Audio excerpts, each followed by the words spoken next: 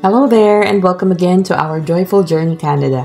So in this video ay titingnan po natin kung pwede ba natin gamitin yung ating teaching experience dyan sa Pilipinas or kung saan mang parte tayo ng mundo nagturo sa pag-apply natin dito sa HCCP or sa Home Child Care Provider.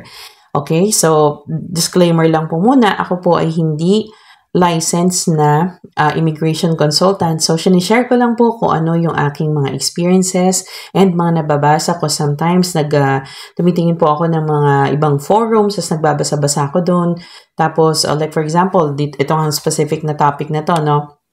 Minsan kasi may mga nagtatanong kung pwede daw yun, wala daw silang experience as nanny. So, baka daw pwedeng yung experience lang nila as teacher ang kanilang gamitin. So, yun, nagtitingin-tingin po ako ng mga ganyan. Tapos, ito naman po yung mga nire-relay ko na information sa inyo, no? So, ito po, again, hindi po ito legal na mga suggestion. So, mga suggestion lang po ito na maaring makatulong sa atin at makapagpalakas ng papers natin, no, na ipipresent. So, ito may nabasa po ako. So, ito ay from Indonesia naman to, no? Pero, okay lang naman yan kahit saan. But I think important na makita natin na may mga possibility pala na ganito. Sabi niya, I didn't have any experience as a nanny when I applied for the work permit under the live-in care program. But I had experience teaching in kindergarten and elementary school, grade 3 for several years. My work permit was approved. O, ayan, no? Kita nyo. Na-approved daw siya, and I had my payslips translated into English to prove that I had worked for at least a year and at least 6 months working continuously for the same school. So, hindi siguro naka-English yung format ng kanilang mga payslips. So, i-translate pa nila. And I had my high school certificate translated. I had first aid training certificate. Ayan. You need to bring along all the original papers, payslips, and high school certificate in your own language, as well as your translated ones when the Canadian Embassy officer invites you for an interview. They will see how good your English skill is during the interview. So, ayan. Now, so, as we all can see, na-approve yung kanyang work permit using her work experience as a teacher. No? So, nagturo daw po siya ng kinder, tapos, grade 3 students. So, mga bata naman, ano. So, I think important dito ay kung yun bang edad ng aalagaan mo ay kapareho dun sa edad ng naging experience mo. So, siguro finactor in nila yon nung immigration, no, na officer na humawak ng kanyang ano. Kasi, tapos nakalagay doon sa kapag gumawa kayo ng teaching certificate, ilagay nyo din yung mga extra na ginagampanan nyo bilang teacher. Like for example, kung kayo i-teacher sa kindergarten. Ako kasi nagkaroon ako nag-volunteer ako sa daycare. Tapos nakalagay doon na ina-assist ko sila sa pagkain. Diba ganyan naman yung mga daycare teachers, nag-assist tayo. Na-assist mo sila bukod dun sa academics na pagtuturo sa kanila.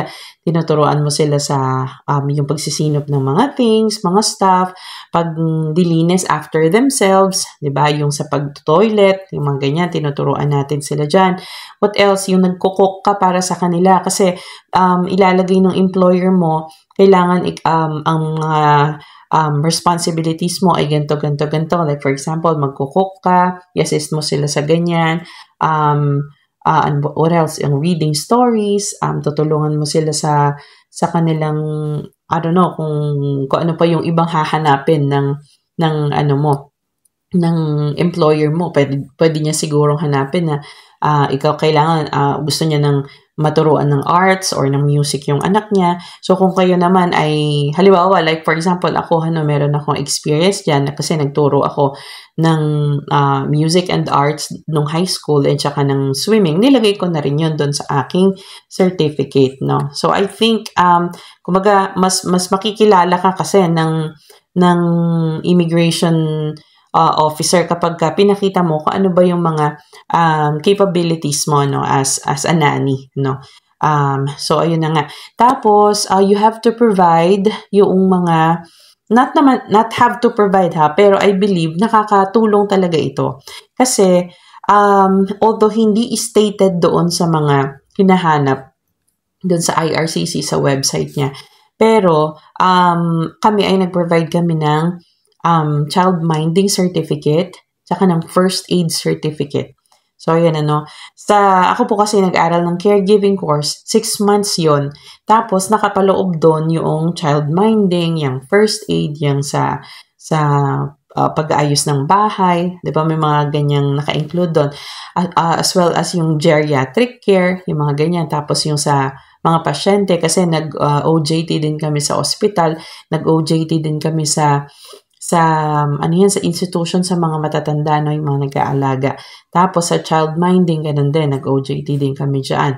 So, pwede kang magpagawa ng separate na certificate for that. Tapos nakalagay doon kung gaano katagal yung duration ng iyong training at saka yung OJT for that particular area. Ang hirap, no? Ayan. Tapos, ayun. So, aside from that, ayun, maganda din kasi talaga na meron kang mga certificate kasi sabi ko nga, mas maano yung kumbaga mas makaka-make sure ba yung immigration officer na itong tao na to ay well-versed siya pagdating sa pag-aalaga kasi may mga certificate siyang pinakita ganyan. But you have to be ready as well kasi siyempre, baka tanungin ka din about baka mamaya gumawa ka lang ng mga certificate na ganyan. Tapos, hindi mo naman alam kung ano yung mga ginagawa talaga, di ba? You have to be ready and kailangan siyempre maging honest ka din doon sa mga papeles na ipapasa mo. Ayan, kasi baka mamaya, okay, wag niyong gagawin yan yung gagawa ng mga kunwaring certificates na hindi naman totoo kasi baka maban naman kayo when they find out. So, ayun, saan po ba tayo pwedeng kumuha ng first aid? Halimbawa, hindi kayo makapag caregiving course. So, halimbawa, meron lang kayong experience as a kinder teacher or as an elementary teacher. Pwede kayong ako, para sa akin, ay mas okay yung caregiving course na buo kasi andun na nga lahat. Pero kung gusto niyo ay first aid lang, parang yung nasa saad dito sa taong binasa natin yung experience niya, pwede kayong kumuha sa Philippine Red Cross, Department of Health, Bureau of Fire Protection, and other DOLE accredited training providers. So, ayan daw po yung mga palagay ko hindi naman ganun ka tagal yung yung training. Sa mga teachers, may mga training yan kasi ako nung naalala ko parang taon-taon nagte-training kami sa ganyan, sa mga first aid, tapos yung pag-earthquake, mga drill, di ba? Pero yung first aid talagang merong training yan Ayan. Tapos, what else? Ano pang mga pwede nyong ayun nga, pwede kayong maglagay ng inyong pag-volunteer o kung halimbawa wala akong experience as a elementary teacher. So, nag-volunteer ako doon sa daycare. Nung nag-resign na ako as a high school teacher, nag-volunteer ako doon sa, nag-gain muna ako ng experience. As nag-volunteer ako doon sa daycare center doon sa amin. O ano pa yung paper na na sinubmit ko, yung certificate ng experience din, ng isang taon ng experience as a nanny. Ayan. So, meron din ganyan important din yung mga ganyan. Kung kailangan may minimum of 6 months na related experience. So, ayan. So, yun lang po ang medyo maikling masasabi ko lang, Kailangan palakasin ninyo yung mga papeles ninyo, although hindi binanggit, pero mas maganda na makapag-provide ka ng ganon kasi may mga impact po yung mga bagay na yun. I believe in my own experience. Kasi kung ako din naman ang mag-hire, for example, o ako ang titingin doon sa papeles ninyo, syempre, mas kampante ako or mas assured ako bilang nag-evaluate sa paper nyo na magagawa nyo yung trabaho because you have these certificates. And again, bago kayo, your papers or your documents will speak for yourself. Wala naman kayo dun kahit punong-puno kayo ng kaalaman, kung wala kayong mga certificates na maipapakita. Hindi pa naman kayo agad-agad i-interview. Hindi, tingnan muna yun, no, yung mga papers ninyo na yun. Saka pa lang kayong ma-interview in case kapag ka dumating na kayo dito sa Canada. May mga tanong-tanong na ganyan. So, sabi doon, may nabanggit din siya, ano, kung ano daw ba yung tinanong. Okay? Ang sabi naman is, tinanong lang daw siya about sa first aid. Kung ano yung mga alam niya about sa first aid. So, ayun. Kaya, dapat, yung mga ipoprovide ninyo, talagang mga ginawa nyo. At saka, reviewin nyo din. Para hindi naman magmukhang pinagawa nyo lang, di ba? O, mag-review kayo ulit. Kasi, syempre, medyo mag-aantay pa kayo bago kayo makaharap sa officer, di ba? Kapag ka nandito na. So, ayun, mag-aral ng maigi. Tapos, kailangan daw yung English language ay makita niya na nakapag-communicate kayo ng mabuti at ng efficiently, kasi syempre you're gonna deal with kids, no? Kailangan alam nyo din makipag-usap sa kanila in English. Sa mga Filipinos naman, I don't think it's gonna be a problem because magagaling naman tayong mag-English, no, kahit paano, as compared to doon sa mga ibang ano. Pero just to make sure lang, practicein yung mga kaalaman na yan na nasasaad doon sa inyong certificate.